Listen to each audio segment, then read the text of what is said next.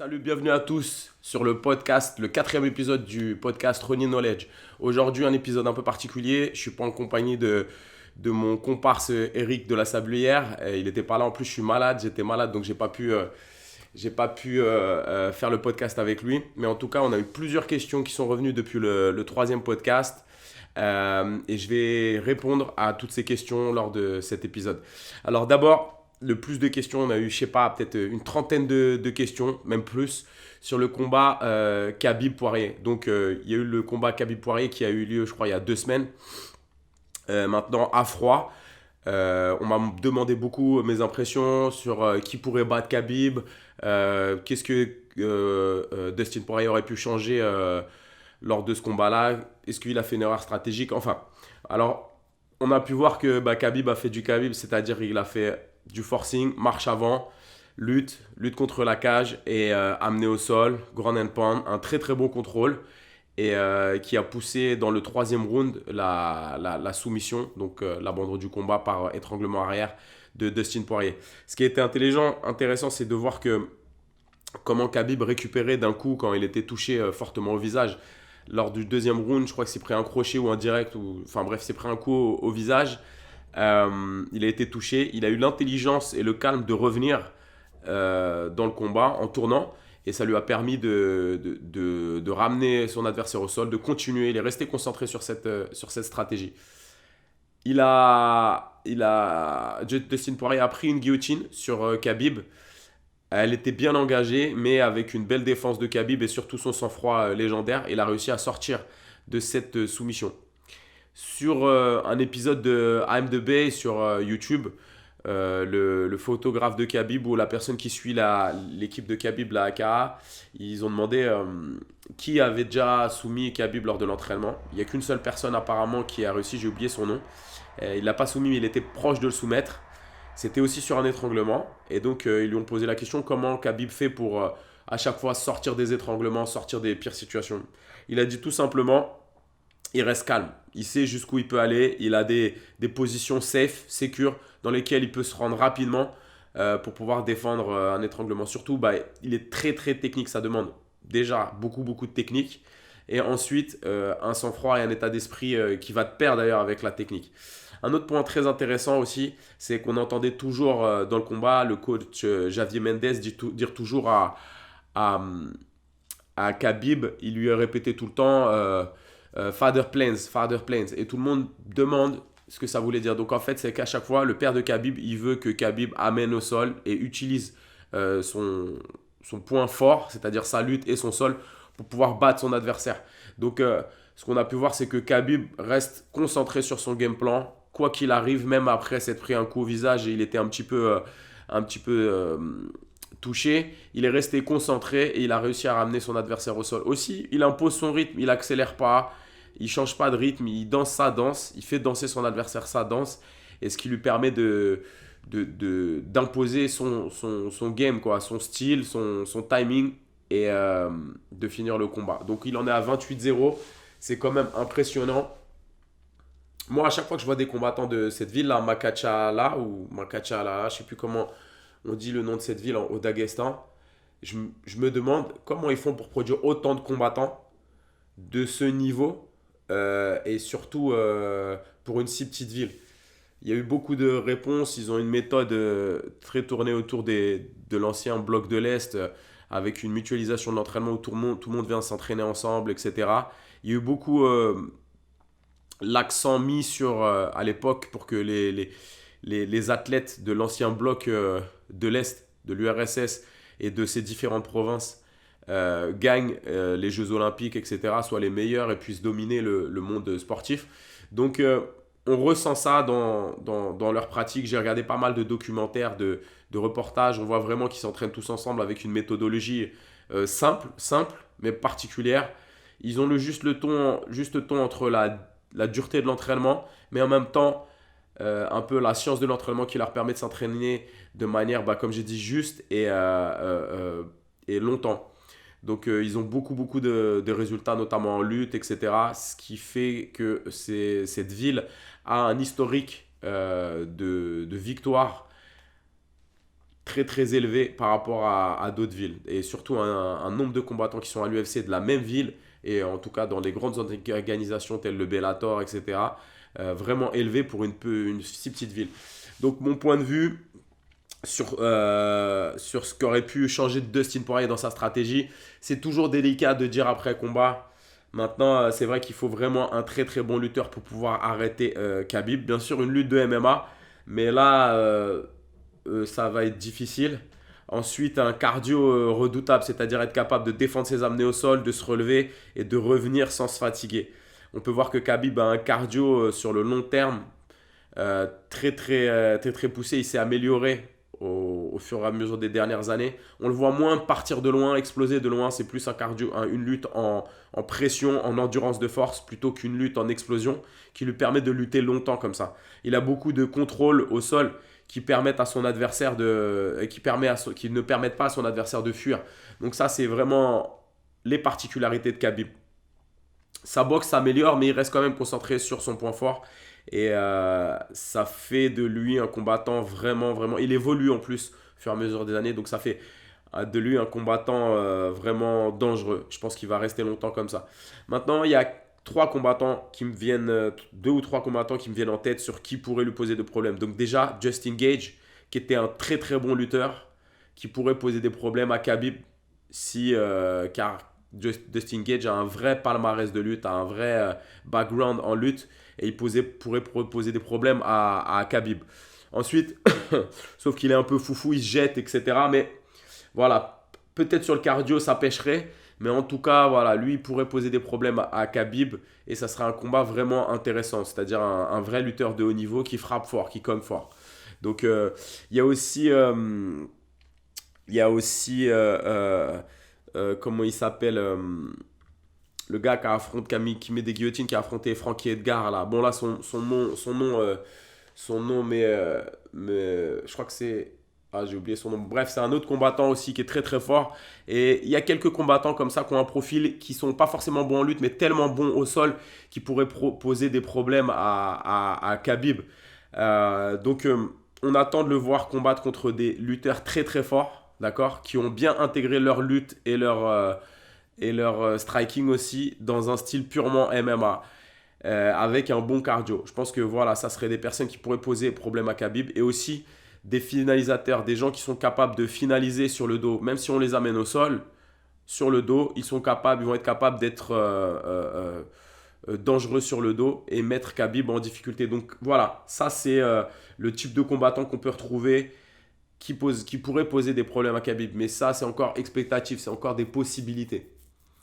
Moi, je vois vraiment son cardio, sa gestion de son cardio. C'est pas forcément le cardio, c'est la gestion de son combat s'améliorer de plus en plus. Il gère de mieux en mieux ses distances. Il est de moins en moins en difficulté dans les combats. Et voilà, il montre vraiment une maîtrise de son domaine. C'est un lutteur, un grappleur. Il amène au sol, il finalise. Comme il dit, il smash ses adversaires, il les écrase. Et c'est ce qu'il fait dans chacun de ses combats. J'aimerais bien le voir contre Justin Gage pour son prochain combat. Ça serait vraiment intéressant. Et même deux combats que j'aimerais voir juste pour le kiff. Contre Demian Maia. Maintenant, Demian Maia prend un peu de l'âge, donc ça serait difficile. Mais contre Ben Askren. Ça serait vraiment un joli combat à voir pour les analystes que nous sommes de MMA. On aurait plusieurs données qui nous permettraient de faire évoluer notre vision du MMA et nos entraînements. Et aussi en tant que coach, d'avoir une approche un petit peu différente. La deuxième question qui me revient souvent, c'est au niveau des qualités les plus importantes pour moi en MMA pour un débutant ou un avancé ou quoi. Alors, j'irai plus loin que le MMA. Enfin, MMA, ça veut dire mélange d'arts martiaux, mais dans tous les arts martiaux en général, dans le MMA en particulier. Le timing, le coup d'œil. Le timing et le coup d'œil, pour moi, c'est les personnes c'est les qualités qui sont les plus importantes et qu'on retrouve dans tous les arts martiaux. Timing, coup d'œil, d'accord? Timing, coup d'œil, temps de réaction. Ça, c'est les choses qu'on doit vraiment développer pour être un bon athlète. On peut me donner n'importe quel athlète. Et on peut me dire, il y a des athlètes qui n'ont pas forcément un bon cardio, mais qui sont devenus des tops du top, d'accord, dans des sports de combat, qui n'avaient pas le meilleur cardio. Donc, ce n'est pas le dénominateur commun. La force non plus, la vitesse non plus. Par contre, l'intelligence de combat, le timing et le coup d'œil, ça, ces trois-là, c'est des choses qui sont très très peu travaillées. On attend que ça se développe un petit peu parallèlement avec l'entraînement. Mais le timing, le coup d'œil, la notion de la distance, tous ces critères un peu cognitifs qu'on attend que ça, qui soient développés de manière un petit peu aléatoire et secondaire grâce à l'entraînement, devraient être mis en avant. Parce que on regarde des salles de boxe ou des salles de pied-point par exemple, souvent ce qui se passe c'est que le meilleur reste toujours le meilleur. Parce qu'il met plus de coups aux autres, il prend moins de coups et donc les autres, bah, ils se rentrent en mode défensif, ils commencent à beaucoup plus bloquer, plus qu'esquiver et au final leur temps de réaction augmente parce qu'ils s'abîment un petit peu et donc ils doivent baser beaucoup plus sur des blocages, sur un style un petit peu plus en, en rentrée, en fermeture comme ça. Et ça fait que les meilleurs restent toujours les meilleurs, surtout dans les styles de percussion. Donc, je pense que mettre l'accent sur des drills, la technique, oui, mais se mettre l'accent sur des drills de temps de réaction, de gestion de la distance, de coup d'œil et de précision vont faire que on va développer très très vite un bon niveau. Ensuite, la technique, c'est la technique. Il suffit de la répéter de manière correcte et de pas être trop, bloqué ou pas être trop ralenti dans l'apprentissage parce que tout le monde a un style d'apprentissage différent de la technique. Il y en a qui sont plus visuels, d'autres qui vont être plus kinesthésiques, d'autres plus auditifs. Mais en tout cas, timing, coup d'œil, précision et intelligence de combat, fighting IQ, ça sont les points qui vont faire qu'un combattant va vraiment se développer et va pouvoir viser l'excellence. Ce qu'il faut faire attention, c'est les sparring durs. Les sparring durs vont créer une inflammation du cerveau, des chocs sur le cerveau comme des bleus sur le cerveau et vont faire assimiler à notre corps, à notre cerveau, que le sparring et que le sport, la discipline est une menace. Et donc, on va rentrer en mode menace, en mode survie quand on est en sparring et ensuite aussi en compétition plutôt qu'en mode je me développe, je mets en mode menace, en mode survie. Planifier ça, c'est pour ça que les Cubains font beaucoup de sparring light, en considérant que même les touches légères sont aussi importantes que des touches lourdes. Voilà. De toute façon, même quand on tourne comme ça, des fois il y en a une qui part un peu plus. Donc le cerveau n'a pas la capacité de régénération aussi rapide qu'un muscle et surtout c'est du tissu conjonctif très très poussé qui fait que quand il se détériore, il garde la mémoire de ce qui l'a fait se détériorer et donc si on le refait se reproduire trop souvent cette situation, il se détériore et on perd en efficacité on perd, en tout cas, on sort de la cible. On veut faire de la performance, mais au final, le sparring devient et le combat devient une menace. Et donc, on risque d'assimiler ça le jour de la compétition, de reproduire ce schéma de protection. Et le cerveau, pour se protéger, s'éteint. Donc, il faut vraiment travailler, faire beaucoup de drills, travailler avec des partenaires intelligents, toujours sous forme de jeu, même du jeu poussé, pour pouvoir vraiment développer un athlète de pointe en travaillant les qualités les plus importantes qui sont timing, coup d'œil, fighting IQ et temps de réaction. Pour moi, ce sont les points les plus importants, que ce soit dans la lutte, dans le sol, dans la boxe, dans le pied-point, dans le MMA. Hyper important. Fighting, l'intelligence de combat va vous permettre de vous adapter en plein combat, changer de votre stratégie et pouvoir dominer des situations qui sont difficiles. Donc ça, c'est les points les plus importants. Ça, c'était la deuxième question que j'ai eue le plus souvent. Pour la troisième question, c'était qu'est-ce que je fais? Est-ce que j'ai d'autres combats? Est-ce que je vais recombattre en MMA? Quand on me reverra? Tout ça, c'était la question que je reçois le plus sur Insta. Donc dans ce podcast, je voulais en parler. Moi, j'ai fait mon dernier combat au mois de mars. Malheureusement, c'était une défaite. Mais bon, j'ai fait une très très belle carrière. J'ai combattu dans le monde entier contre plein de Russes, plein de valeureux adversaires. Je suis vraiment content de ça et voilà, le MMA m'a permis de me dépasser et de me surpasser, d'être bien meilleur que ce que je pensais que je pouvais faire. Maintenant, je me focalise sur l'enseignement du MMA, donc je continue à tourner light avec mes élèves et tout ça pour garder la main et même développer, que ce soit en sparring, etc., mais toujours de manière intelligente. Mais par contre, pour la compétition, je ne veux plus faire de cutting, etc. Ce processus m'a lésé vraiment Par contre, je veux faire au plus haut niveau le grappling et la lutte. Même la lutte, j'adore, même si j'ai commencé assez tard. J'aimerais faire encore plus de compétitions en grappling et même cette année en kimono, me lancer dans cette aventure. Donc pour la compétition grappling, lutte et Kim en jiu-jitsu brésilien, donc luta livre, jiu-jitsu brésilien en Kim et lutte. Et pour le MMA, ben, l'enseignement. Donc j'ai ma méthode MMA Fusion, qui est une méthode progressive, où je me spécialise dans les domaines que je maîtrise le plus, c'est-à-dire les transitions boxe plus lutte, la boxe spécifique pour MMA, quelques points, parce qu'il y a tellement d'experts que... Mais si je peux rapporter un ou deux conseils de par mes 35 combats de MMA professionnels, sans compter ceux amateurs, et puis les combats que j'ai eu dans différentes disciplines, etc. Donc voilà, et le travail contre la cage, les frappes au sol, la boxe au sol, les défenses de frappe au sol, la gestion du combat, la stratégie. En tout cas, maintenant, pour le MMA, je deviens consultant pour le MMA. Ça me permet de conseiller n'importe qui, de n'importe quelle équipe et de lui apporter mon expérience. Voilà, ça c'est... Et pour la compétition, j'espère faire plein de podiums cette année, les prochaines années, le plus longtemps possible en grappling, en jiu-jitsu brésilien, en lutte.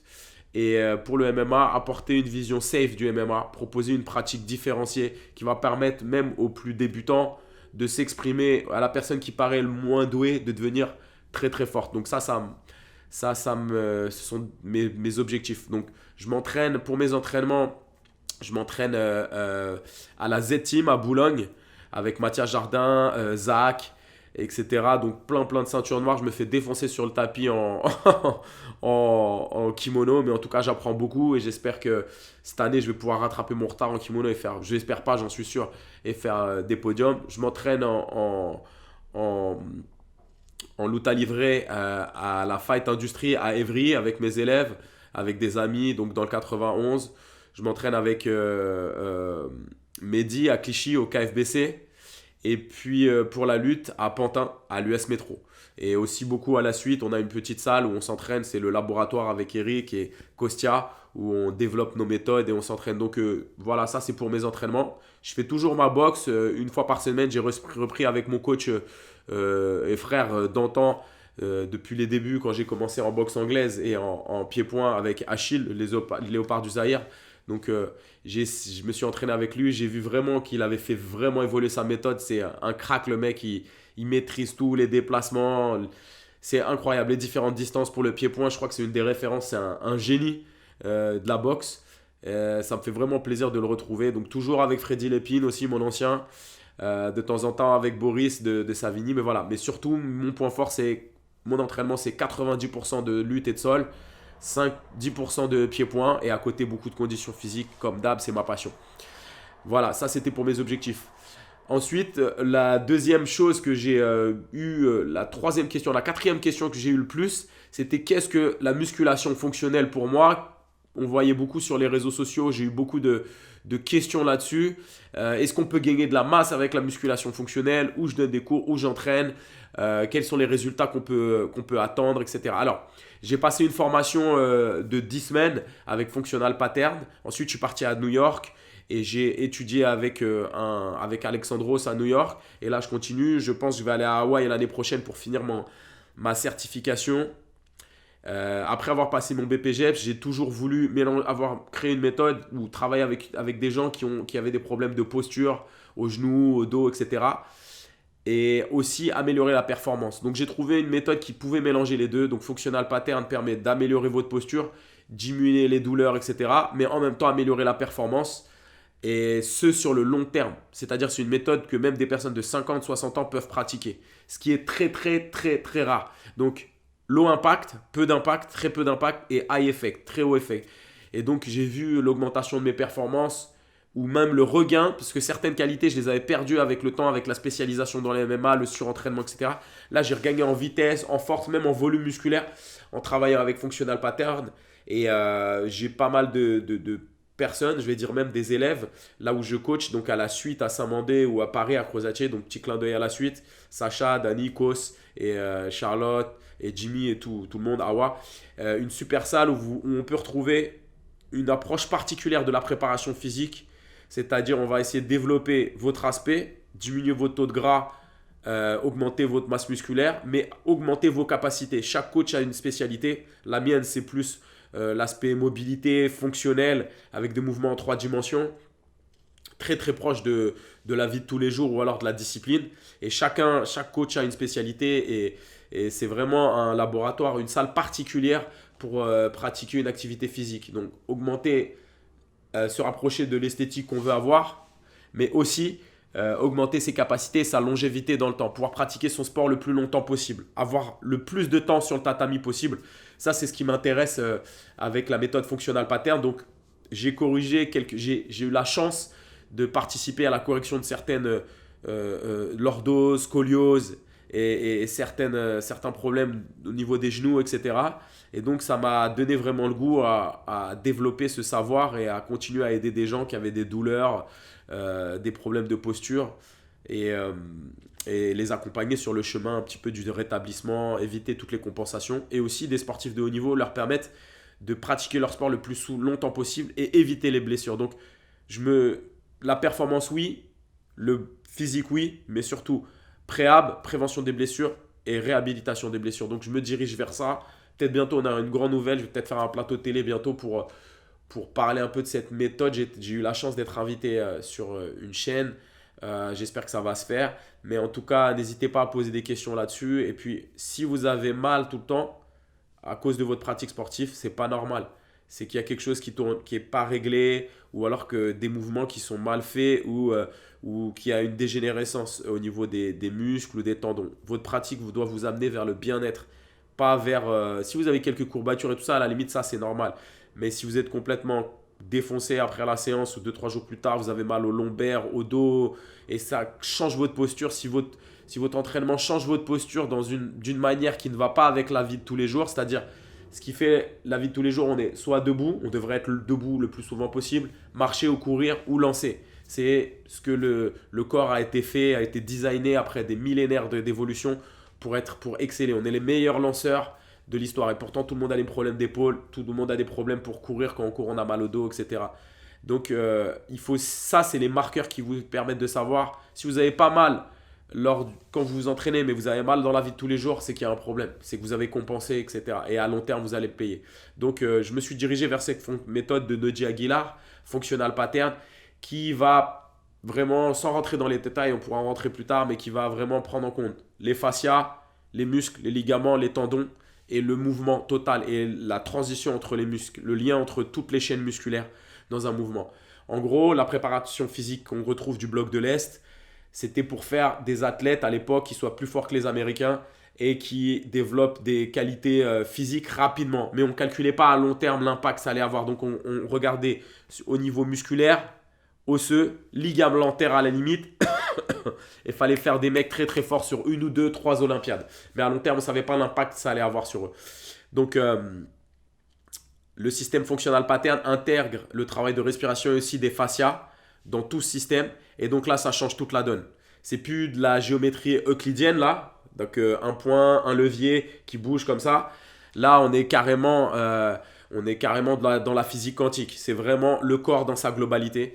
Et j'aime beaucoup cette approche. Et donc, c'est ce à quoi je me consacre le plus de temps. Donc, mes entraînements pour les compétitions et le coaching à fond pour pouvoir aider les gens à atteindre leurs objectifs.